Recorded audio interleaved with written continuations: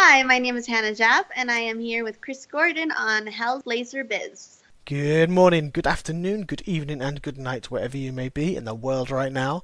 This is Hellblazer Biz, and I am your host, as always, the one, the only, Chris Gordon. Thank you all for tuning in, whether it be on iTunes, YouTube, Podbean, TuneIn.com, Spotify, or Google Play, or another means. I welcome each and every one of you and express my gratitude to you all for the support. If you're joining me for the first time, welcome. I hope you enjoy it, and will then proceed to listen to other episodes. If you're one of my returning guests, thank you for returning. I appreciate your support every single day. This week's guest is exciting for me. She's a philanthropist, a human rights activist. She's founded and runs her own charity to help refugees. She's an extremely intelligent, witty lady with an amazing vision. She's also a speaker for TEDx as well. She's due to be seen on Mexico's first ever reality show, Made in Mexico, which is available from the 20th September on Netflix in 190 countries worldwide. Please sit back and enjoy my chat with Hanna Jaff. Hey everyone, I have the honour and the privilege of the company today of the philanthropist, human rights activist, campaigner, charity runner, politician, and soon to be a reality TV show in Mexico, the absolutely amazing Hanna Jaff. Hey Hanna, how are you? Hi, how are you? Thanks for having me, Chris. No, thank you, Hanna. You're an absolute inspiration. I've been reading up about you, and I'm just absolutely in awe to be speaking to you. Oh, thanks so much. Thanks for the time. Okay, so I have some questions here for you, talking about obviously your work as a philanthropist, your charity work, and things like that, and also obviously about your Made in Mexico, which you're going to be appearing on soon. Alrighty. Okay, so let's go. I'm going to say, you're American born, but I've also read that you have such an amazing cultural heritage. Can you expand on that for the listener and for me, please? Right. Well, I'm born in San Diego, so I'm an American citizen, and then my mother's Mexican and my father's Kurdish, from Iraq. So from the Iraqi part. So my whole life, I grew up into three different cultures, heritages, religions, languages, ways of life, values, morals. Everything was always like three different scenarios. So it was always like growing up. It was a bit hard for someone that's young, because you always had to balance and bounce from one country to another, and it will always depended on who I was speaking to, who I was. If I was talking to someone from the Middle East, I was obviously Kurdish and Muslim, and then if I was in San Diego with Americans, I was American, and I was in Episcopalian school, so it was mostly Protestants and Episcopalians and Christians. So it was always like going to mass, and it was a different religion as well. And then my mother is Roman Catholic, and then so it was always like. And then my mother's from Tijuana. My father's family is from the north of Iraq, and most of them live in Baghdad as well. So it was always like every day I would hear constant negative news, and that made me obviously in school have a lot of issues of discrimination, bullying, racism, either because I was a woman or because I was young, or because I was a Muslim or a Mexican, and, all these insults of hate I've been a victim of. So especially when working in scenarios like in politics, when you're working in a man's world, where you're with people so much older than you or with more experience than you, or men in general, it was always like I had to defend myself, and it was always like I felt like people didn't really credit me. It was always like, oh, she's probably such and such's friend, or it was never like I had like, oh, I respect her because she's the one that went to school and prepared herself and started from the bottom, and now she's in this job. It was always like living in a constant defending myself life, whether it was personal, family, or whether it was work wise, or being in the Middle East in refugee camps, and it's just so very very different. So I've also lived in the East Coast of the U.S. I lived in Boston and New York as well, so I have many experiences, with West and East, living in the U.S. and living in Europe as well, in London and Paris. So I'm very much this person because of what I've gone through.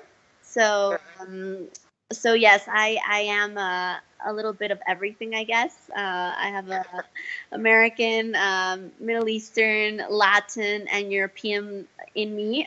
so, so I think I can only speak from my own experiences, but that's sort of why I am the way I am.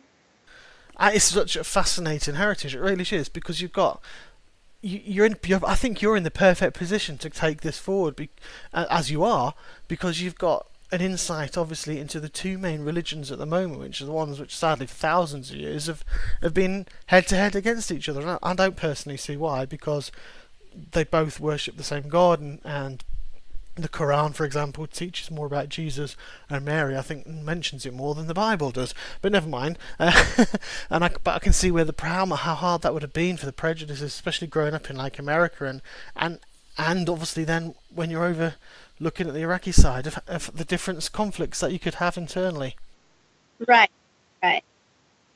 I mean, yeah, I mean, as I said, obviously, you've been raised in San Diego there with the Catholic mother and your father, with being a Kurd, and obviously going over to Iraq as well. What an amazing upbringing and a range of cultures that you were part of.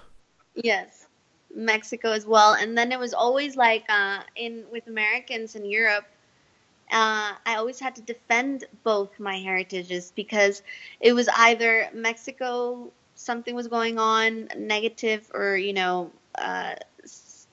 have a war on drugs here and cartels and a lot of poverty and unemployment and a lot of issues.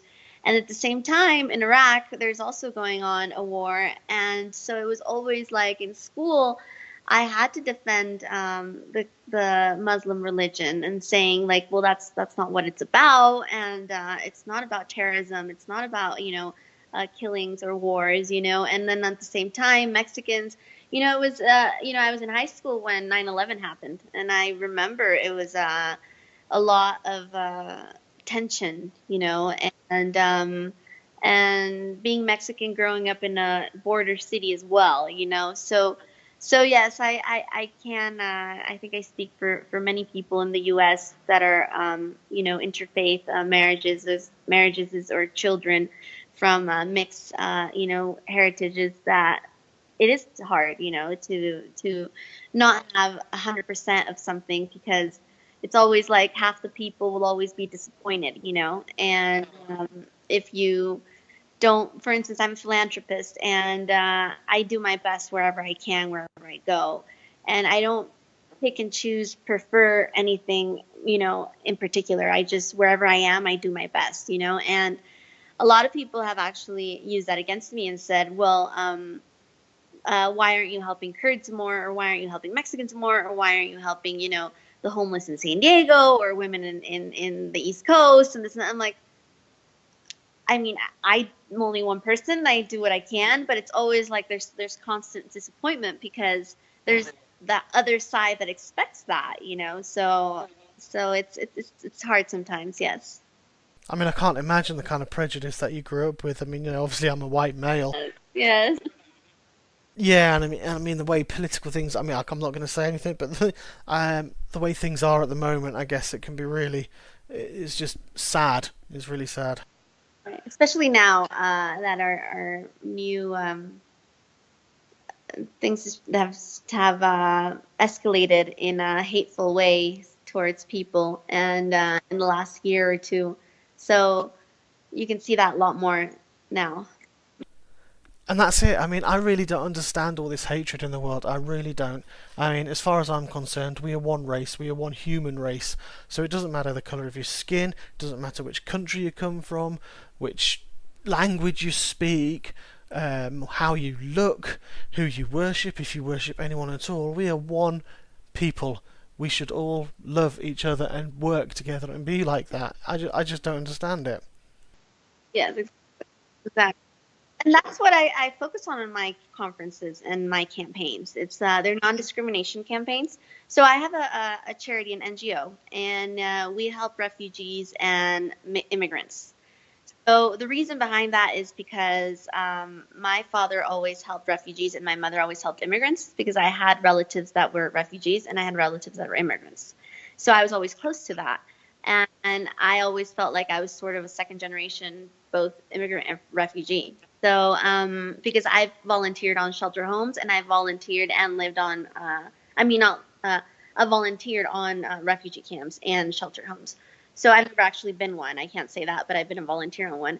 And I know that frustration of being on sort of your life is on pause, you know, and waiting for the opportunity to go home or to your next generation. And it's hard, and that's why I focus on refugees and immigrants. And I actually have English books. I wrote it's sort of a self-taught English book. So I used to, you know, give food, water, blankets to immigrants and refugees. And then I said, well, why can't I just give them something that maybe they can keep around more, you know?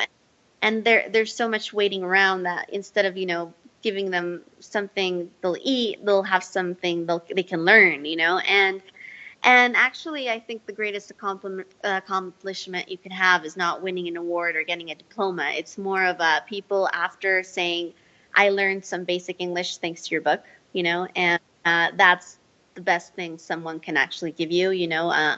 Success for me is how many people have a better life because you exist. And if you manage to improve at least one person's life in your lifetime, then you had a successful life. And I think that my book, it's very basic English. I mean, I wrote it myself. I'm not a teacher or anything like that. But I before I was buying books from, you know, from bookstores, and I was like, you know what? Why am I paying someone else? You know, I should just write it myself. That way I could just put it online for free. Anyone who wants to, you know, print it, and you know, I've given around 22,000 to refugees and another 50,000 for Mexicans and immigrants from, you know, southern countries. And so that's how I started. And then my conferences have been non-discrimination because, you know, as the charity is refugees, immigrants, which that's what I feel I represent. And then my conferences are part of that charity, which are awareness, because I think that the only way to eliminate hate is awareness. And people sometimes are very easy to judge because they've never seen it or lived it or have an issue close to you. So I feel that people that when they judge either a political view, a culture, a religion, sexual orientation, a disability, you name it, gender, you know, it's mostly because they haven't been, you know, they haven't read more or seen more about it. And I kid you not, if you set foot on a refugee camp and sit with victims, I don't think any country in the world would close their borders, you know, because it's too strong of a feeling, you know, and every single person that you speak to in on a camp, whether it's a shelter, immigrant home, or a refugee camp, you will empathize with them, you know, because of their stories, and everybody has a different story behind. And that's sort of what I do on my conferences. That's what I did on my TEDx conferences. And I've been in over 70 universities where I've given talks. And I sort of say, well, I know many people can't go to a refugee camp or an immigrant home, so I'll be the voice. You know, I'll talk about that. And it's mostly on non-discrimination. It's you name it, I've touched it, I've talked about it, whether it's bullying, whether it's gender equality, whether it's refugees, immigrants, political views. You know, it's a We Are One campaign. As it was funny that you said We Are One, because that's what the name of my campaign is. So We Are One campaign doesn't matter where you're from, who or what you believe in, or you know who you believe you are, or uniqueness, creativity, anything. We are all one, you know, one race. So that's what my campaigns are about. I actually fully agree with what you said there. You actually answered about all the questions that I was going to have further on for you as well. Oh, okay. on and I blabber, so you can just feel free to stop me. Nice, it's cool. I actually started this show called Ramblings of a Hellblazer because I ramble on and I can talk for Britain, as I'm sure you'll find out. So don't worry about it, it's fine. But seriously, talking about it, I mean, yeah, no, you're all right. We are one race. I mean, I mean, we're not born to hate. I mean, you don't see babies hating each other just because they're a different colour. It's taught. It's ingrained by adults. That's when we're born loving everybody and everybody. I think that's how it should continue. Yes. There's a very famous saying of Nelson Mandela that says, if you learn to hate, you can learn to love. That's one of my favorite sayings. Yes. That's a really beautiful saying. I've heard it before, and Nelson Mandela is someone who would know that exactly from the way he was treated for all those years. Yeah. I mean, you are very, very passionate about human rights, obviously, and the rights of immigrants and refugees, and you frequently volunteer in refugee camps in Iraq. How do you find these experiences, seeing people forced to live in such horrid conditions? Yes. It's just hard because some people don't really realize that this is going on the other side of the world. And the victims, refugees, aren't don't choose to leave. They can be doctors, they can be engineers, they can have an education, they can have a good job, they can have they can be retired, and they can be students, they can be women, and because of the circumstances of their country, they have to leave and live in a foreign country where they don't speak the language. There's about 16,000 refugees a year in the UK, I believe. I mean, the ones I've been able to work with didn't want to go to UK. They were happy in the country with their schools and with their jobs and earning a good life, and now they have to go somewhere else where they're discriminated and they don't speak the language, they don't know how to use the tube, and they don't find a good salary or work or anything, and it's very sad to see that, because many of refugees have been separated from their families, for instance, just as immigrants have as well, and and have lost their families because of what they are or what they believe in. For instance, I've spoken to many women that just because they had a different faith, because they weren't Muslim, their families, were victims of terrorist groups. So it's very hard, and many harassments happen as well, and on camps sometimes, the proper education isn't given, because it's so overpopulated or limited, or many of them can't have medical attention. It's very frustrating to be in a country where I was once in a situation where I was at a hospital and there were hundreds of victims and there wasn't enough medical supplies. And it's almost like you want to scream and shout because you want to play God at that moment. It's and you can't, and I kid you not, it's like, why doesn't the whole world, know this, or feel this, and see this? And you don't have to be Muslim or Iraqi or a refugee, you don't have to be an immigrant or have someone that you love going through that for you to feel it. We're all a human, we're all a race, like you say, and this is what I'm trying to promote, awareness. And sometimes my conferences, like I said before, like have left more of an impact. I was just one person. I didn't have a famous last name in Mexico, or this company behind me, or some boyfriend or husband to help me or anything. I was just by myself. I graduated from college and master's, and all I had was my resume, my academic resume. And this is why I pushed so much for education, because what opened the doors to me wasn't who I knew. It was my education. And obviously it wasn't easy. It wasn't like I knocked on one door and I got a job. It was after probably 100. And then I started this NGO, and one person became two people became three became four, and now we're in 18 states, 7,000 volunteers. And it's almost like I didn't, it's not like I had people promoting me on TV. It was just my social media, and I think that good and success is and education is contagious. When you see someone, a story like, for instance, mine, and how 5 years ago, and my bucket list and my goals have been slowly, being one by one marked, and people at the beginning, when I asked them, "Can you print my book?" It's $1 to print, and can you give me, I don't know, 10, 20, 100?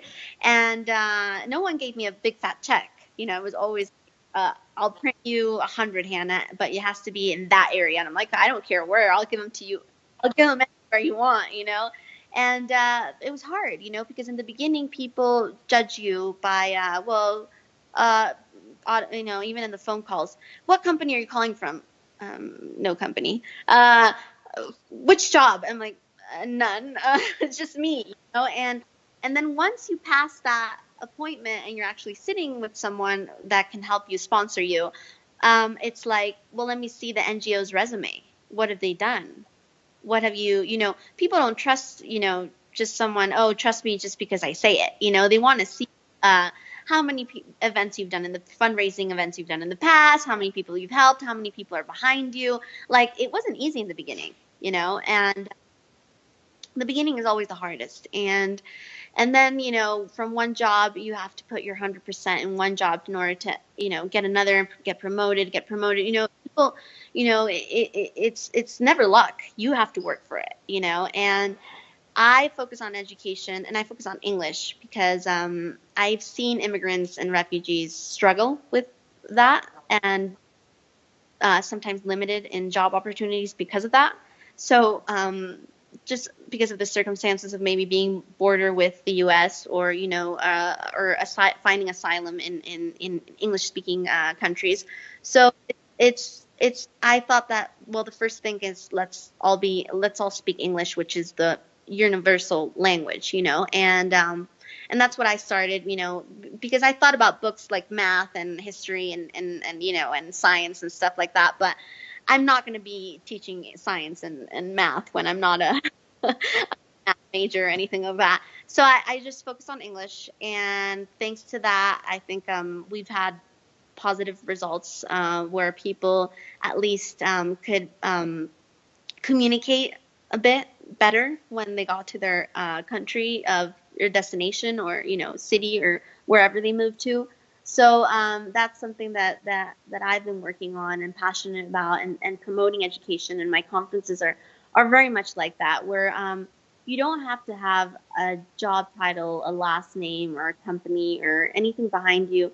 You just need to work for it, and prepare for it, and keep always, like, being staying at school, not dropping out, and never feel like, okay, I got to this, that's the dead end. It's always like, try to work always for more, and you don't have to be part of my NGO. You can be your own NGO. You don't have to start a charity to help others. Like you said, you helped someone, gave them a hand, and helped her. You know, it's just the bare minimum I'm sort of asking, and that's something I learned from my father's faith. From the practice of charity is one of the pillars of being a Muslim. So that's sort of you have to give 2% of your income to the less fortunate. So that's sort of I think I really I'm grateful for the person that I was born in, the family I was born in, the situation that I was born in, because I think that made me open to, and sensitive to so many other, uh, uh, you know unfortunately, there's so many discrimination out there, that if I weren't born in this family, maybe I wouldn't have seen that. So I'm happy to be sort of that voice, and if I can do that voice, and maybe thanks to putting myself out there, and saying what other people may not know, uh, and in return, I'll benefit one or two people at least in my life. Then I'm happy with that. So I hope others can do the same. At least I know today that there's 7,000 volunteers out there, that many of them said that if they wouldn't have heard my conference or heard about me, they wouldn't be philanthropists. So, I mean, that helping others, giving conferences out there. So yeah, I'm happy with the results. So. I can see discrimination even in my little hometown where I am. We've got some Syrian refugees who've been there, and they don't want to come. They want to be back home. But there was one. It was just as simple. On the other day, that I was in the shop, or actually I was over the other side of the road from the shop, and one of the young mothers was there, and she had about 4 kids and a pushchair, and she was struggling to open the door. She couldn't open the door. 3 or 4 people just walked by, some looking down on her, because I've heard comments about them before, about people, what they say, and they're just looking down on her. So I just kind of went out of my way, jumped across the road, and just to open the door and let her through, because she's just a mother, just a young mother helping. Again, it's what I said before. One human race. Who cares? That's what we should be. Right. And even if you grow up in a country like the U.S., where you see so many nationalities and religions, just like UK, I lived half the year in London, and you go to Knightsbridge and Chelsea and Mayfair, and it's you. I think you can hear every language in the world. It's like, but you still have discrimination. Imagine the countries that don't have so many people from foreign countries. It is hard. So I think the best thing to eliminate hate is awareness. That's what I do. That's why I give conferences, and if people maybe read more about it and hear more about it, then I think that can eliminate and improve. So kind of further expanding on that, how does it feel? How do you manage your emotions? Because I would be a wreck if I saw it all, to be honest. Yes. So since I was a kid, when I was at refugee camps or close to immigrants, or I used to draw and write my emotions. So I have a diary since 2001, and every thought, every experience I've ever had, I wrote it down. And I would also draw. For instance, if I was seeing victims of war because of religion, I would draw clothing that would inspire that message of peace. And for instance, I would put, if I was seeing a war on Muslims and Christianity and Judaism, I would, because I've been to Israel as well, and I would draw together the symbols. We are one. And not only that, but also political views, like, for instance, the wall or the bans, or for immigrants welcome, or refugees, or sexual orientation, gender equality, or disabilities, or anything on bullying or discrimination. So I had that as a dream. Like, I would draw it and I would say, if only we can not only do a conference, but if I can wear a T-shirt that has a message instead of just fashion, and somebody can read it and then maybe Google it more, or look into it more. I'm all about like promoting and awareness. So I started that idea, and I was 14, and up to this last year, that's my We Are One campaign. That's something I've been working on, and it's dressed with a message. So I have a clothing line now, and thank you, and I hope you liked it. It's barely launching, so please don't be too hard on me. I have no experience in fashion whatsoever, but it's obviously something that I want people, every time you instead of just wearing a white T-shirt, maybe you can wear something that says something on it, and obviously when somebody buys it, there's going to be an educational note as well, where it says this item comes because of this. This is, if you buy an immigrant T-shirt, there's such and such, this is the problem that's going on. It's something educational, and hopefully I'll be able to have some funds to donate because of that campaign as well. So that's the new Jaff Foundation campaign first it was English. We're not going to stop with English. We still going to donate my book. Yeah, but this is that 5 years we donated books, and now we're going to focus on this We Are One campaign that finally I got put together. So. Oh, that's fantastic. I really hope that clothing line goes well. What I was going to say is I do want to do these screenings and premieres. I know, obviously, stand in front of everyone, so I will go out and buy one of your T-shirts, and next time I'm out public speaking somewhere, I will wear one of your T-shirts with pride and advertise your charity on there. Yay, okay, thank you. But I mean, the thing is, we shouldn't be having to.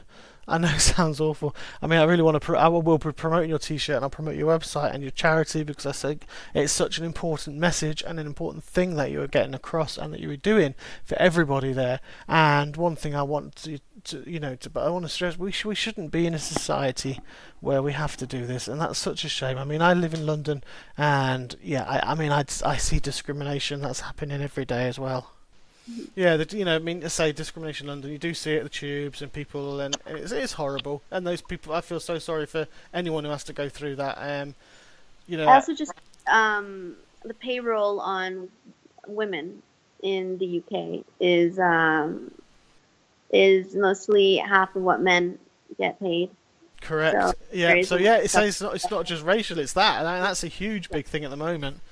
We don't get equal pay rights, so that's also an issue. And I don't think it's only in the UK. It's probably everywhere, Yeah, I think it's just been highlighted in the UK. Like, I know that a very famous radio DJ has just quit because he was put in the spotlight as being the highest paid male earner in the BBC and stuff like that, and they said that was part of the reason. And I was thinking, well, if it's because you were just annoyed that you got your salary shown when the person who was with you was not even anywhere close, then Yes. Yeah, it's awful. Again, I'm trying not to name names because I don't want to get sued either. But not that they'll listen to this. They're too dead. But you know what I mean. You're right. There's equality across the board, and it should be. People, women are doing the same jobs. You got women pilots, women fighter pilots, women commercial pilots, women chief executives. So why is that any different to the male chief executive? Right. The male, it's stupid. I can't. Right. I don't understand anything going on. Actually, women are in the Peshmerga Kurdish army fighting ISIS. So yeah, that's something I'm really proud of. Yeah, well, you get women in the Israeli Defense Force as well. There's women fighting there as well. But fighting ISIS, women fighting ISIS is that's just, we don't hear about that because the news doesn't like it. The news won't pick it up. And that should. But I think there's. In fact, I think there was a news article where someone went out and they actually sat with a platoon of female Kurdish fighters who were fighting them all out there. And I can't remember. I think it was last year or the year before. It was quite. Yeah. I remember seeing that on television. Actually, it was. But again, it was eye-opening. It's just. Let's say it's awareness and education. Get people out there and pass that message on. And and that's what'll stop discrimination everywhere across the board. Like say, and I think even what sex and stuff like that, and what sexual orientation is what I was trying to say. It's even that kind of thing. There's still loads of that around. It's like we're in 2018.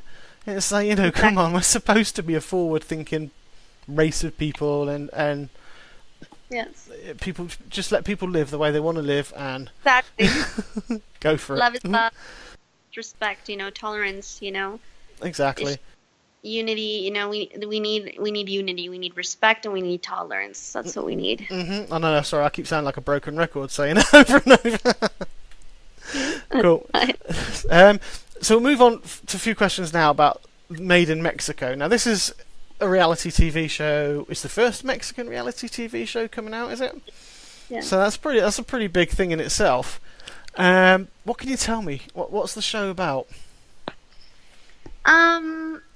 I think that I can't tell you much, but what I can tell you is that I think that the reason I wanted to be part of something like this is because a lot of people have a sort of stereotype of what Mexico is, Mm-hmm.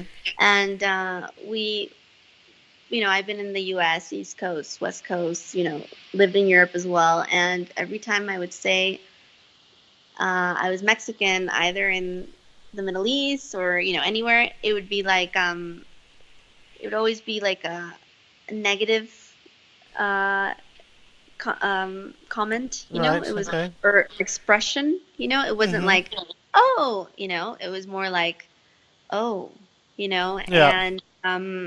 and I think that there's what you said about the media. It's that there's all these negative shows Mm. about Mexicans, the drug cartel shows Mhm. and maybe the worst of that. And obviously, we have those issues like any other And country has yeah. it, you know, but it's not the whole country. There are more good people than bad in Yeah. this country, and we are hard workers, and we are honest, and we are family oriented, and we are fun people, and we are Mhm. and very warm, blooded Yeah. people, and that's something that when I heard there was going to be a show like this, I got really excited because I wanted my, Asian friend, my Middle Eastern friend, my European friend, my Mhm. North American friend, to South American friend, to see another side of Mexico. Yeah. And I think that's something that people, once they see the show, will realize. So Mhm. I'm excited for the show, and I'm really happy I was a part of it as well. Fantastic. I mean, when you say that, just to let people know, it's actually been shown in over 190 countries and 22 languages. So it's gonna get out there, and people will. It Yeah. will. So there's gonna be a huge exposure for that one. By that. Sorry, nervous by that. I am. I once I finished, I was like, did I know what I was getting myself into?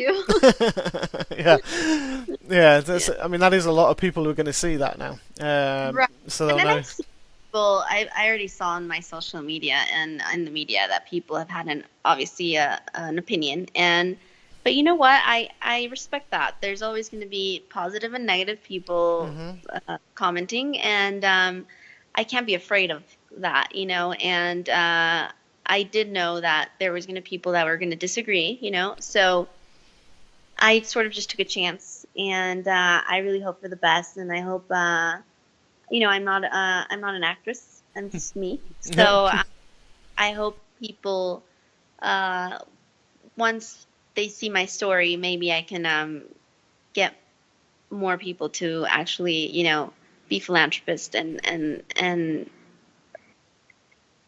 remove that hate in their heart or Mhm. discrimination. So, that's all. That was mainly my main goal, honestly. I never really dreamed about being this um, reality, worldwide Yeah. famous star. It wasn't never my intention. It was more of, I can get my story out there Yeah. It's and another inspire. platform for you to. Yes. Yeah. So I hope everyone enjoys it. Honestly, I hope there's more lovers than haters. So I'm sure there will be. It's 28th of September this month, isn't it? So it's only about 2 weeks away. It's coming out. yeah. So I'm sure it'll be on the UK's Netflix. So I'll watch out for it, and I'll keep in touch and let you know, because I'm sure it'll be great. Okay. Let me know your comments, please. You can be honest. I'm not sensitive towards criticism. So just go ahead and tell me. That'd be But I great. hope it's not criticism. I hope it's all positive. Yeah, I'm sure it will be. As I say, it's great to see something like that and saying, like you say, portraying Mexico in a great light. I mean, because Mhm. like like you say, there's all these stupid drug shows that come on, and it's like it just pinpoints on the one. But I mean, I know plenty of people. I know several people who are Mexican. I know people who've been out to Mexico, and it's one of the most beautiful countries there they've ever been to, and they just return. I mean, obviously they've travelled further than just the holiday resorts and around, But if Right. they go out Cancun and stuff, but they actually go out into the country some more and see that, and it's phenomenal. It's a huge history there as well, which and There is I really want to beautiful get there. history. Personally. We are so rich in history and culture and food and music and you go to these pyramids that are thousands of years Mm. old, and you read about the Mayans and the Aztecs and when we were conquered by Spain, and it was like there's so much history in this country, and it's beautiful, and obviously I can compare my lifestyle, my life with the U.S. and Europe, which is very sort of others' businesses, and everyone's sort of very warm, and we have these family reunions that maybe in the U.S. it could be like, oh, there's actually an occasion like a birthday or Christmas or or a holiday or something going on, 4th of July or you name it. Yeah. But here, just like any given Sunday, or any given day, and it's really nice. And I think being Mexican is something beautiful. I can say that probably about any country, but I'm just trying to focus on the one I'm in right now, and the show is about that one right now. And every country has its its uniqueness, and Mexico has so much to offer, and we have beaches, and we have an amazing capital, a city that maybe some people don't even imagine that we have a city like this. And just by seeing the trailer, some of my friends were like, is that Mexico City? And I'm like, yes, that is Mexico City, and maybe some of them were thinking it was, it was something else. So, yeah. So hopefully we'll get some people to visit after the show as well. Hopefully, as I say, it was one of my dreams is to go and visit all the pyramids and things like that, and learn more about that kind of culture, because it's a culture that's thousands of years old and predates most others. So it's right. So just to go and see that and experience it will be amazing. So one day I will, when I can save up enough money.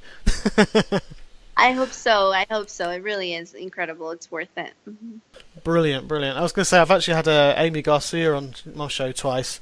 She's a Mexican actress in Lucifer at the moment in Hollywood, and she's sold me already. She's nice. Very, very obviously active and promoting Mexico, which it should be, and it's great. So much positivity coming out of that country, yes. And just needs to be seen. So I can't wait to watch Made in Mexico, and I hope everyone else can watch it too. Just before I stop recording, Hannah, is there anything? Sadly, because I've really enjoyed chatting to you, is there anything that you'd like to say to people who are watching or listening to this? Just one final message. Well, I would really want to say I'm actually going to repeat what I said, and out of experience and out of my goals and my bucket list, and everything was thanks to education. Mm-hmm. So, honestly, never stop believing in what you want, because I have been through many obstacles. I have been a victim of bullying, of discrimination, of harassments, and you just have to stand up and keep going. And sometimes people say they're not strong enough until something happens, mm-hmm. and you really are, and you can't really be afraid of what they're going to say or what they're going to think. Life is all about taking chances, and if you get an opportunity, you don't take it, somebody else will. So that's sort of happened to me, and I was like, if I don't take it, somebody else will. And life gives you opportunities, and I worked so much, and finally there's something that got back, and so you will get results, and sometimes it is frustrating, because when you're studying day and night in your master's degree and bachelor's degree, and working your ass off on these 9 to 9 jobs, because literally that's how politics is, and philanthropy, and it's very tiring, but in the end of the day, it will be worth it, because you will know that how many people live a better life because you exist, and how many people are better people because of you, mm-hmm. And you don't have to become a philanthropist. You can be a lawyer / philanthropist.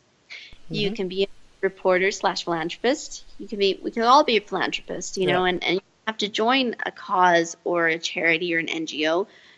Every day you can be your own philanthropist, mm-hmm. So that's sort of what my last message is, and just remember that true success is knowing how many people live a better life because you exist. And if you manage to improve at least one person's life in your lifetime, then you had a successful life. So that's my last message, my closing message. So thanks for having me, Chris. Oh, thank you, Hannah. That was absolutely amazing. Thank you so much for your time. You're one of the most inspiring people I've spoken to. Everybody, I hope you've enjoyed listening to that as much as I enjoyed chatting with Hannah. This has been Chris Gordon on Hellblazer Biz with the amazing Hanna Jaff.